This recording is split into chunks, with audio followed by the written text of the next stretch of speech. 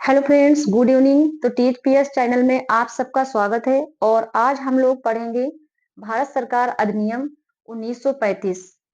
Indian constitution भारतीय राज्य व्यवस्था के अंतर्गत जो हमारा संविधान बना, भारत सरकार अधिनियम 1935 1935। तो इसमें जो है काफी सुधार हुए और इसके पहले जो हम लोगों ने पढ़ा था 1919 1919 अधिनियम, मॉन्टेग्यू चेम्सफोर्ड एक्ट था वो। तो उसमें भारतीयों को अपनी स्वायत्तता की मांग थी, वो उनको नहीं मिला। इससे ये असफलता हुई 1919 एक्ट की। और निर्वाचन प्रणाली जो थी वो सांप्रदायिक रूप से थी, उसकी भी मांग थी कि ये समाप्त हो जाए और भारतीयों को अपना शासन हो, स्वतंत्र डोमिनियन हो। इसके लिए इसमें कुछ विफलता रही एक्ट 1919 में। तो मॉन्टेग्यू चेम्सफोर्ड सुधार अधिनियम जो था, इसके तहत ये लागू हुआ कि एक आयोग का गठन होगा 10 वर्ष के पश्चात। अब 10 वर्ष के पश्चात और द्विसदनीय विधान परिषद और विधानमंडल, द्विसदनीय शासन व्यवस्था यहाँ लागू हुई। विधान परिषद उच्च सदन और विधानमंडल निम्न सदन। ये द्विसदनीय शासन व्यवस्था की वजह से भारतीयों को बहुत ही ज्यादा असंतोष था उनके अंदर कि हमें अपना शासन, स्वायत्तता, सर्वोच्च न्यायालय की स्थापना, ये सब चीजें उनको चाहिए थी, जिससे कि नहीं मिली। अब हम आते हैं 1935 अधिनियम में। तो इसमें जो है, जो भारत सरकार अधिनियम 1919 के अंतर्गत ये रखा गया कि 10 वर्ष के पश्चात एक आयोग का गठन किया जाएगा। लेकिन इसमें क्या हुआ कि 10 वर्ष के पहले ही 1927 में सर जॉन साइमन की अध्यक्षता थी। 1927 में ही 10 वर्ष के पूर्व ही एक आयोग का गठन हुआ। 7 मेंबर्स थे उसमें, इस आयोग में। और ये श्वेत आयोग के नाम से जाना गया क्योंकि ये इनमें जो मेंबर्स थे वो फॉरेन मेंबर्स थे और अंग्रेज मेंबर्स थे, इनमें भारतीयों को शामिल नहीं किया गया। तो इस तरह से इस श्वेत आयोग का जो गठन हुआ, इसमें 7 मेंबर्स थे। एडवर्ड बर्न थे, एडवर्ड के डागान थे, लॉर्ड बर्न, एडवर्ड के डागान और सर हॉर्न थे। ऐसे कुछ 7 मेंबर्स इसमें थे। अब यहाँ पे भारतीयों के अंदर फिर से एक रोष की भावना आई, यहाँ पे कांग्रेसी जो थे उनके अंदर, कि उनको इसमें शामिल नहीं किया गया। अब यहाँ पे भी अंग्रेजों का ही शासन था। इसमें आयोग के अंतर्गत जो प्रांतीय भारतीय आयोग था, उसको इसमें शामिल नहीं किया गया। ब्रिटिश शासन का ही यहाँ पे राज चला और इनके ही मेंबर्स इसमें शामिल किए गए। ये एक सर जॉन साइमन की अध्यक्षता में 7 सदस्यीय आयोग का गठन किया गया। इसे श्वेत आयोग की संज्ञा दी गई। अब 1928 में आते हैं 1928 में। 3 फरवरी 1928 में भारत जो भारतीय आयोग था, इस मुद्दे को लेकर मुंबई पहुंचा। इनको ये स्वीकार नहीं था कि ये अंग्रेजों का जो ये आयोग बना था, श्वेत आयोग, इसमें उनका शासन हो और भारतीयों को वहां पे स्थान ना दिया जाए। तो इनको अब भारतीय थे, इनको अपनी स्वायत्तता चाहिए थी। इस तरह से ये लोग इस मुद्दे को लेकर 1928 में, 3 फरवरी 1928 में ये भारतीय आयोग कहाँ पहुंचा? मुंबई। अब यहाँ पे 1927 में जो कांग्रेस के मद्रास अधिवेशन में ये श्वेत आयोग के पूर्ण बहिष्कार का निर्णय जो है लिया गया। इसमें यह हुआ कि श्वेत आयोग का पूर्ण बहिष्कार किया जाए। इसमें कांग्रेसी जो थे, मोतीलाल नेहरू थे, इनकी अध्यक्षता थी यहाँ पे। और 30 जून 1930 को अपनी रिपोर्ट इन्होंने प्रस्तुत कर दी। ठीक है। अब यहाँ यही बहिष्कार वाली रिपोर्ट इन्होंने प्रस्तुत किया कि हमें ये मंजूर नहीं है कि यहाँ पे 7 सदस्यीय मेंबर्स जो हैं वो अंग्रेज मेंबर्स हैं, ब्रिटिश शासन है, इसमें हम लोगों को भी शामिल किया जाए, हमारे भी अधिकार दिए जाए। इसके लिए इन्होंने यहाँ पे रिपोर्ट अपनी प्रस्तुत की। अब यहाँ पे भारत सचिव जो लॉर्ड बर्केनहेड थे, यहाँ के जो भारत सचिव थे लॉर्ड बर्केनहेड, इन्होंने साइमन कमीशन का, ये जो साइमन कमीशन 7 आयोग वाला 7 मेंबर्स आयोग बना था, इसे साइमन कमीशन का नाम दिया गया। साइमन कमीशन का विरोध करने वाले जो भी भारतीय थे, इनको जो भारत सचिव थे लॉर्ड बर्केनहेड, इन्होंने ये चुनौती दी कि आप लोगों को अगर इससे कोई परेशानी है तो आप लोग इसकी जो है रिपोर्ट प्रस्तुत करो, अपना एक दल तैयार करो और अपने दल से सहमति लो, मसविदा तैयार करो। ये उन्होंने भारत सचिव ने भारतीयों को ये कहा। तो कांग्रेस जो थे, यहाँ पे जो कांग्रेसी थे उन्होंने स्वीकार कर लिया, जो कांग्रेसी थे इन्होंने स्वीकार किया और 10 अगस्त 1928 को अपनी रिपोर्ट प्रस्तुत कर दी। यहाँ पे ये 10 अगस्त 1928 में इन्होंने अपनी रिपोर्ट प्रस्तुत की। इनकी जो कांग्रेस थे, इनकी कुछ मांगे थी इसमें कि इनको स्वायत्तता का अधिकार दिया जाए और भारतीयों को केंद्रीय प्रशासन के अंतर्गत उत्तरदायित्व मिले, इसके बाद मौलिक अधिकार मिले, सर्वोच्च न्यायालय की स्थापना हो यहाँ पे और सांप्रदायिक प्रणाली जो निर्वाचन आयोग की थी उसको समाप्ति की जाए उसकी।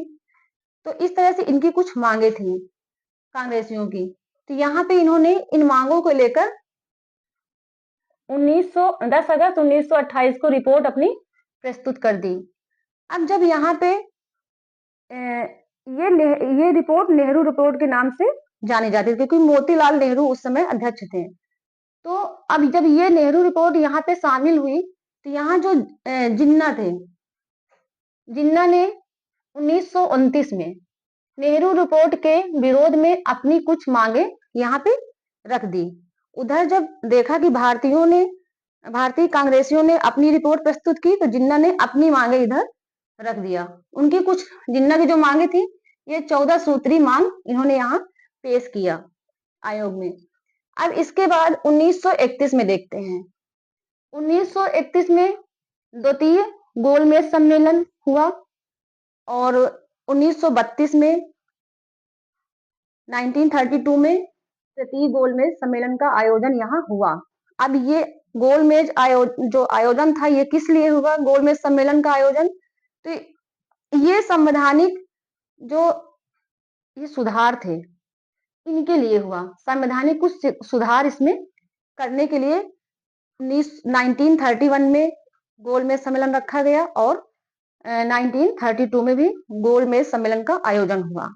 गोलमेज सम्मेलन से हम लोग समझते हैं कि जैसे किसी का पद सब आगे पीछे ना हो, मतलब कोई भी एक दूसरे से ऊंचे पद पर ना बैठे, सबको समानता मिले। यहाँ पे कोई भी टेबल है जैसे, तो राउंड चेयर में गोल मेज से मतलब है गोल मेज, सब एक दूसरे के सेंटर में बैठे हैं, कोई भी आमने सामने या ऊपर नीचे किसी का स्थान नहीं होना चाहिए। तो इसमें ये संवैधानिक सुधार का यहीं से इसका आशय है कि गोल मेज सम्मेलन का आयोजन इसमें किया गया। अब 1933 में 1933 में श्वेत पत्र के माध्यम से नए संविधान की रूपरेखा यहाँ तैयार हुई। अब देखो यहाँ पे जो भारतीय थे, ये भारतीय आयोग था, इसने इसका विरोध भी किया, जो श्वेत आयोग था फॉरेन मेंबर्स वाला। अब इसके विरोध के पश्चात, विरोध के बावजूद भी जो ये ब्रिटिश आयोग था, इसने इनकी बातों को यहाँ पे स्वीकार किया, इनको शामिल किया, इनके जो मुद्दे थे, इनकी मांगों को यहाँ पे इन्होंने श्वेत पत्र के माध्यम से नए संविधान की रूपरेखा यहाँ पे तैयार की गई। 1935 में 4 अगस्त 1935 में अब ब्रिटिश सम्राट की अनुमति पाकर, यहाँ पे ब्रिटिश सम्राट ने अनुमति दे दी कि भारत का जो शासन है, अधिनियम 1935 यहाँ पे बना। इंडियन गवर्नमेंट एक्ट 1935 यहाँ पे लागू हुआ। यह जो है इसमें जो भी मांग थी इन लोगों की, भारतीयों की, वो पूरी की गई। अब यहाँ पे जो भारत सचिव ने कहा था कि आपने पहले दल तैयार करो, नेहरू समिति बनाओ, तो इससे नेहरू समिति के जो सदस्य थे वो 10 सदस्य उसमें शामिल हुए। उन्होंने दल तैयार किया और नेहरू समिति में 10 मेंबर्स शामिल हुए, भारतीय थे, और इन्होंने अपना ये रिपोर्ट प्रस्तुत कर दी थी 1929 में। और 10 मेंबर्स में से कौन कौन से थे वो हम अभी इसमें बताएंगे यहाँ पे। तो आते हैं इधर, यहाँ श्वेत पत्र के माध्यम से नए संविधान की रूपरेखा तैयार हुई 1935। 4 अगस्त 1935 में ब्रिटिश सम्राट की अनुमति पाकर भारत सरकार जो अधिनियम था 1935 ये बन गया। यहाँ पे जो ये अधिनियम था इसमें बहुत ही जो मांगे पूरी हो गई, स्वायत्तता का अधिकार मिला, मौलिक अधिकार मिले, सर्वोच्च न्यायालय की यहाँ स्थापना हुई। उनकी मांग थी भारतीयों की कि तत्काल सर्वोच्च न्यायालय की स्थापना हो और जो सांप्रदायिक निर्वाचन प्रणाली है इसकी समाप्ति हो। तो इस तरह से इनकी मांगों को यहाँ पे मान लिया गया और ये अंतिम तथा सबसे बड़ा दस्तावेज था संविधान का, जो कि यहाँ मांगे भारतीयों की पूरी हुई। अब यहाँ पे नेहरू समिति बन गई और नेहरू समिति के जो सदस्य थे ये कौन कौन से थे यहाँ पे देखते हैं। मैं तो अपने कोड में इसमें लिखी हूँ, आप लोग भी ऐसे ही 10 मेंबर्स के नाम याद कर सकते हैं अपने अनुसार। तो मैंने लिखा है मा सु जस सु एम ए जी सत्य मन, क्योंकि मुझे इसमें याद करना था। तो माँ से क्या हुआ, कौन कौन पहले सदस्य थे, मोतीलाल नेहरू,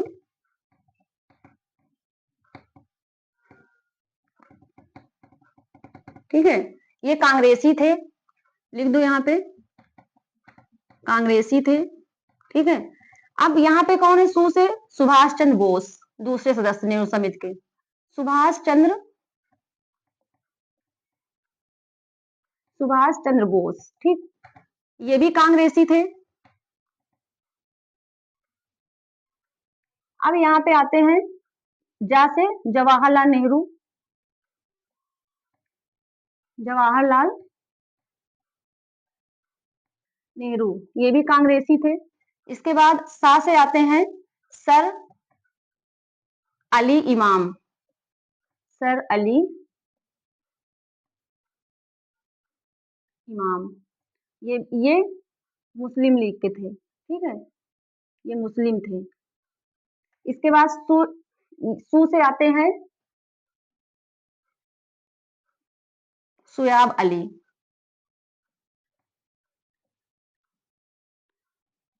सुयाब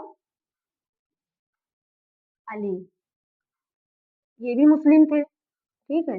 एम से आते हैं एम एस अड़े, एम एस अड़े, ये हिंदू महासभा के थे, हिंदू महासभा। अब आते हैं एम एन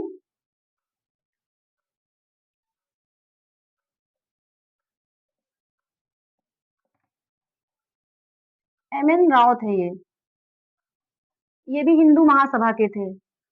यहाँ पे आते हैं जी आर प्रधान। अब देखो कितना यहाँ पे इजी हो गया, मैंने कोडिंग की, अपने कोड के अनुसार आप लोग भी लर्न कर सकते हैं। जी आर प्रधान थे, ठीक है, ऐसे 10 मेंबर हमारे आसानी से हमको याद हो जाएंगे। जी आर प्रधान थे, ये कौन थे, ये जी आर प्रधान जो थे कृषक संघ के थे, कृषक संघ के थे, ठीक है, इसमें भारतीय थे सब। अब आते हैं इसमें सत्य से, हमने सत्य से लिखा है कि सरदार वल्लभ भाई पटेल दो लोग हैं, सरदार वल्लभ भाई पटेल, ये तो सिख थे, ये भी याद कर लो, सिख जानते ही आप लोग। अब ते से हम लोग क्या करेंगे, ते से पढ़ेंगे, तो ते से कौन है, तेज बहादुर संप्रू, तेज, सत्य से इनको लिख देते हैं और तेज से इनको लिखते हैं, तेज बहादुर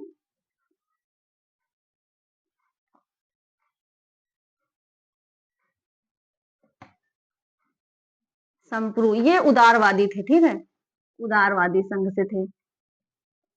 अब यहाँ पे हम आते हैं एमएन से। अब एमएन से थोड़ा दूर लिखते हैं एमएन। यहाँ एमएन से मतलब है एमएन जोशी, एमएन जोशी। ये कौन थे? ये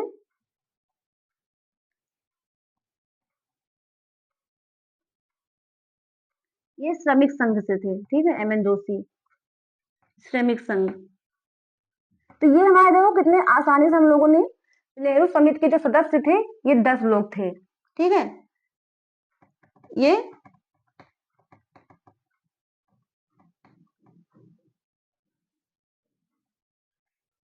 इस तरह से हम लोग इनको याद करेंगे। ये सदस्य नेहरू रिपोर्ट में शामिल हुए और समिति बनाई। इसके बाद यहाँ पे इनकी मांगे थी, ये चीज जो बताया कि स्वायत्तता का अधिकार हो, सर्वोच्च न्यायालय की स्थापना हो और सांप्रदायिक प्रणाली जो निर्वाचन की थी उसकी समाप्ति हो, मौलिक अधिकार हो, केंद्रीय शासन के प्रति उत्तरदायित्व हो भारतीयों का। इस तरह से इन लोगों की मांगे थी और वो यहाँ पे पूरी हुई। श्वेत पत्र के माध्यम से नए संविधान की रूपरेखा तैयार हुई, नया संविधान बना 1935। 4 अगस्त 1935 में ब्रिटिश सम्राट की अनुमति पाकर यहाँ पे भारत शासन अधिनियम 1935 बन गया।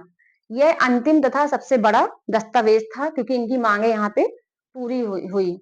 अब इस जो संविधान जो ये भारत सरकार अधिनियम 1935 था, इसमें कितने अनुच्छेद थे? 321, 321 आर्टिकल थे और 10 अनुसूचियां थी और 14 भाग थे। यहाँ पे 321 अनुच्छेद, 10 अनुसूचियां तथा 14 भाग थे।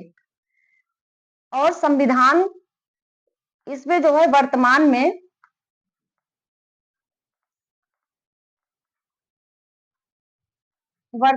जो है संविधान तथा इस एक्ट का सबसे बड़ा प्रभाव इससे पड़ा, जिसमें कि कुछ मांगे पूरी हुई भारतीयों की। तो इस तरह से हम लोग यहाँ पे समझे भारत सरकार अधिनियम 1935। इसके पहले 1919 मॉन्टेग्यू चेम्सफोर्ड सुधार अधिनियम था। उसके पहले 1909 मार्ले मिंटो सुधार अधिनियम था। तो इस तरह से हम लोगों ने इनको याद किया। मैंने कमेंट बॉक्स में आंसर देने के लिए आप लोगों को दिया था एक क्वेश्चन कि 1909 में वायसराय कौन था। तो आप लोगों ने एक भी आप लोगों का आंसर नहीं आया है। तो मैं बता दूं कि जो 1909 में वायसराय थे, मार्ले मिंटो सुधार अधिनियम एक्ट था और मार्ले इसमें भारत सचिव थे, तो मिंटो वायसराय थे। तो इस तरह से ये हमारा हो गया। अब इसके आगे हम लोग 1937 पढ़ेंगे। इसमें भी कई सुधार होते हैं, तो आप लोग इसको पॉइंट वाइज नोट करिए। क्रम से पॉलिटी की क्लास मैं ले रही हूँ। राज्य व्यवस्था के अंतर्गत आपको इससे कई टॉपिक ऐसे आपके क्लियर हो जाएंगे जो कि आपकी सभी परीक्षाओं में काम आने वाली है। तो आप लोग ध्यान से पढ़िए।